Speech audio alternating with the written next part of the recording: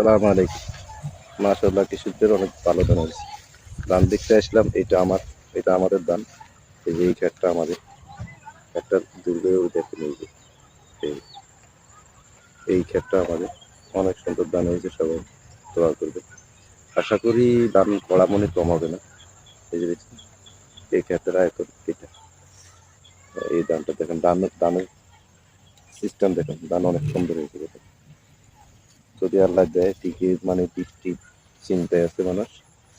যদি মানুষকে আল্লাহ হারায়, সবার জন্য দোয়া করবেন সবাই। আশা করি সবাই কথাগুলো বুঝতে পেরেছেন। আপনারা কৃষকদের জন্য দোয়া করবেন।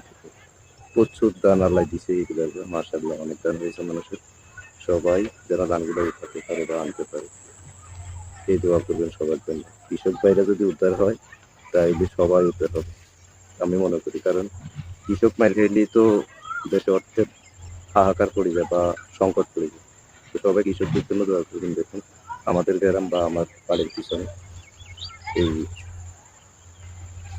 বিলটা দেখুন, এই যে এটা হলো আমার বাড়ি। এই নারকেলওয়ালা গাছ দেখেছেন, এইটা আমার বাড়ি, এখানে বাড়ি। তো সবাই দোয়া করবেন, আশা করি সবাই ভালো আছেন। ধন্যবাদ, সবাই ভালো থাকবেন।